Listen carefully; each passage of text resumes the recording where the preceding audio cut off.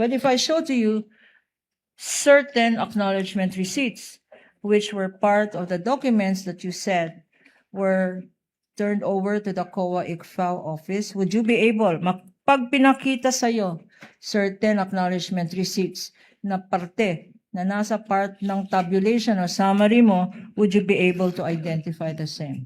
Yes po. Okay, I'll show you now. And with the kind permission of this honorable court, we have chosen certain acknowledgement receipts to be flashed on the screen, Your Honor, and being shown to the witness. Marked as Exhibit P-1-8-1418 is a certain... What is that? Is a certain Pia Piato Slim. Could you read the date, Madam Witness? Dito po is Can you May 17, please speak louder? Speak to the mic. May 17, 2023, na-receive po ni Pia Piato Slim. Para saan ito, allegedly? For the purchase of information po. Okay. And may signature dyan sa ilalim. Whose signature is this at the bottom? Ito po is signature po ng admin staff namin sa ICFAO. Who is your admin staff in ICFAO? Si Mr. Davin E. Bakay po. David Bakay. Davin E. Bakay. Yeah. And that is his signature, administrative. Ano ang significance nitong C9 ng administrative staff ninyo? Ang acknowledgement receipts. Pinapatunayan po nitong certification na ito po yung copy na sinubmit sa amin ng OBP na nasa file po. Pinapatunayan na ang binabasa mo ay kasama sa binigay ng respondent. Yes po, kasama po ito sa binigay sa amin na acknowledgement receipt in response po sa AOM. So yung summary ng acknowledgement receipts for the first quarter and second quarter ng Office of the Vice President consisting of 1,049 separate acknowledgement receipts. Sabihin mo nga sa amin kung meron similar signature ang all other acknowledgement receipts ni Mr. Davin Bakay. Yes po, dun po sa mga acknowledgement receipts na ito is lahat po sinertify ni Mr. Bakay na ito po ay mga kopya ng acknowledgement receipts na sinubmit po sa amin ng OBP. Punta naman tayo sa P-1-8-1483. Pangalan ng... Please read for the record.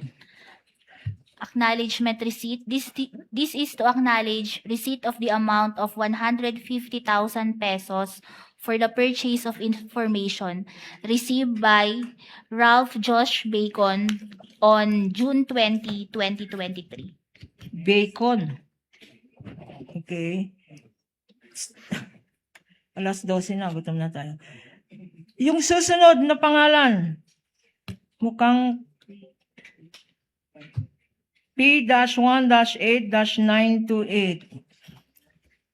Pakibasa for the record. Acknowledgement receipt. This is to acknowledge receipt of the amount of 50,000 pesos for the purchase of information received by Ann Ong Pauco, date March 20, 2023. Okay, next. P-1-8-1015. Pangalan ni Heart Santiago. Pakibasa. Bumili siya ng supplies.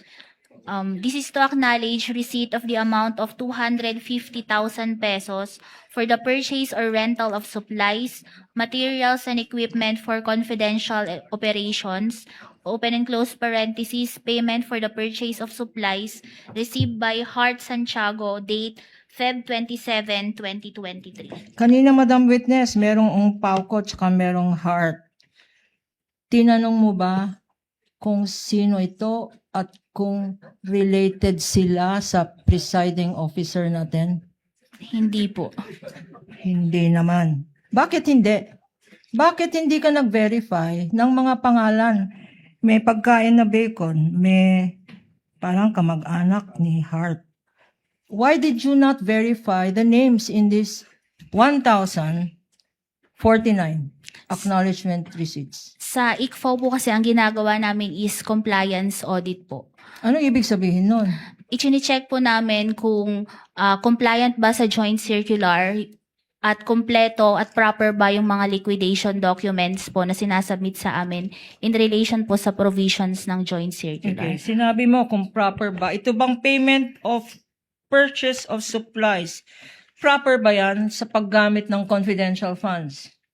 Yung payment for supplies po, kasama po siya dun sa enumeration kapag payment for supplies na ginamit po sa confidential operations. At sinabi mo earlier, dapat yung mga sinasubmit may kasamang sales invoice at mga kasamang purchase documents. Meron bang kasama? Dito sinubmit ni Ms. Hart. Wala po. Wala. P-1-8-1807, Fiona Villegas. Pakibasa. Acknowledgement receipt. This is to acknowledge receipt of the amount of 500,000 for the purchase or rental of supplies, materials, and equipment for confidential operations. Open and close parentheses. Purchase of provision of medical and food aid. Okay. Nakalagay purchase of medical and food aid. Ito ba isang ayon sa pinapayagan na paggamitan ng confidential funds? Base po dito, nakalagay po na it's for the purchase of supplies na naka-open and close po, provision of medical and food aid. P-1-8-1466. Kamag-anak ata to ni Senator Bong Revilla. Beth Revilla, 50,000. Purchase of information. Ang purchase of information ba ay allowable expense?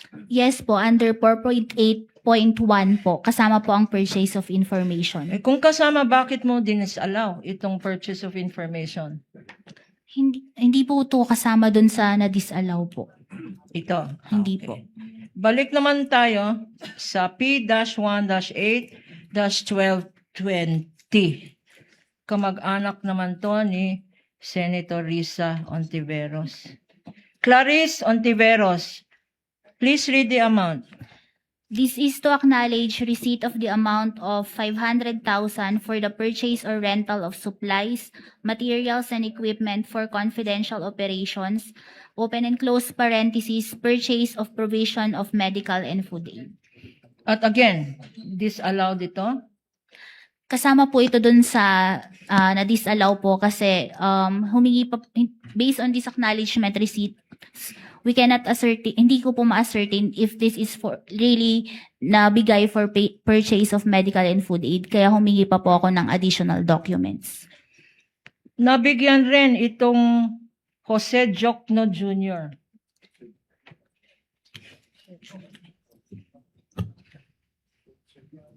Kamag-anak ba to ni Public Prosecutor, Madam Witness? Binerify mo ba? Can you look at P-1-8-1482? Nagbigay ng information itong Jokno. Kapangalan Jose Jokno Jr. Baka anak ni Congressman. Hindi mo tinanong kanina nung dumaan ka dyan? Hindi po. Hindi. Okay. Ito naman, 1-8, P-1-8-994. Kamag-anak naman ni Senator Lapid. Diane Maple Lapid na tumanggap ng 150,000 pesos na bumili daw ng supplies. Pakibasa for the record. This is to acknowledge receipt of the amount of 150,000 pesos for the purchase or rental of supplies, materials, and equipment for confidential operations. Bakit? Sorry, go ahead. Open and close parentheses, payment for the purchase of supplies received by Diane Maple Lapid on Feb 17, 2023. Bakit naman naka-disallowed itong expense na to? Gaya po yung sa provision and medical and food aid, based on this acknowledgement receipts po, hindi po ma-ascertain kung this is really given for the purchase of supplies, kaya nanghihi po ako ng additional documents po. Meron na naman, not once, but for the second time, Lapid family, John A. Lapid Jr. tumanggap ng 350,000 pesos. Can you read for the record? P-1-8, 1735. Acknowledgement receipt. This is to acknowledge receipt of the amount of 350,000 pesos for the purchase or rental of supplies, materials, and equipment for confidential operations, open and close parentheses, purchase of provision of medical and food aid, received by John A. Lapid Jr., date May 3, 2023. Madam Witness, apart from these selected acknowledgement receipts, the total for the first quarter and the second quarter of the Office of the Vice President are similar acknowledgement receipts for purchase of medical and food aid, pambili daw ng supplies, pambili ng iba-iba pa. Ano ang masasabi mo Nung sa mga expenses na ito? Nung in-evaluate ko po, kasama po siya dun sa naging findings ko at hinihingan ko po ng additional documentation to ascertain po na these are paid na pinambili po ng supplies at medical and food aid. Okay, nung sinabi mo humingi ka ng additional information or documents, nag-submit ba ang Office of the Vice President para patunayan talaga na itong medical, grocery, etc. tables talagang ginamit sa confidential funds? Kasama po ito dun sa notice of disallowance, and yung notice of disallowance po is within the prescribed period pa po sila para mag-comply. Nag-comply ba sila? Wala pa po silang naging action after ma-receive nila ito. So despite na binigyan ninyo ng COA, ICFAO, ng opportunity para mag-submit ng additional documents para mapatunayan nila or mag-explain man lang bakit nandiyan ang mga pangalan na yan. At bakit walang mga resibo na inattach para pag-liquidate. Nag-submit ba ang Office of the Vice President ng additional documents after this notice of disallowance? Dahil nga po nabanggit ko na naging notice of disallowance po ito, ang remedy po nila is to appeal po sa commission proper, and nandun pa po sila sa period to appeal po sa commission proper. Okay. Ngayon, what other meron pa bang ibang dokumento na sinubmit ang Office of the Vice President na sinama sa response nila? May to support po the payment of rewards, nagsubmit po sila ng certification ni Colonel Raymond Dante Pilachica together with the Protective Intelligence Operations Report. If shown to you, will you be able, kung pakita sa iyo itong document, Exhibit P-1-12-G, isang certification dated April 4, 2024, stipulated document with the defense, Your Honor. Please identify the same. Also being flashed on the screen. Yes po, ito po yung certification na naka-attach sa response ng OBP. Correction, Your Honor, it's not stipulated. What relation does this certification to the one you mentioned? Ito po yung same certification na naka-attach po sa response ng OBP. Ano naman ang significance? Anong significance nitong certification na sinubmit nila? Ito po ay isinabit nila to support po the payment of rewards. Under po kasi sa joint circular, pag may payment of rewards, dapat po subject ito sa 3 conditions. And kasama po yun yung documents evidencing success of the information gathering and or surveillance activities. Nung nag-testify dito si Attorney Wamil, sinabi niya nung tinanong siya ng prosecution, ito ba ay compliant? At ang sagot niya ito ay pro forma. Copy-paste ang sinabi ng prosecution. Kino-confirm mo ba yan na ito ay parang annex? Ito pong certification na to, hindi po to kasama dun sa annexes sa joint circular. Ang sinasabi po niyang certification is yung certification ng accountable officer. Yun po yung kasama sa annexes sa joint circular. So ano nga ang significance nitong certificate, if you know? Ito po yung sinubmit nila para po as proof of success of the information gathering and surveillance activities po to support the payment of rewards. Sa bawat gising, sa bawat galaw, sino ka man sa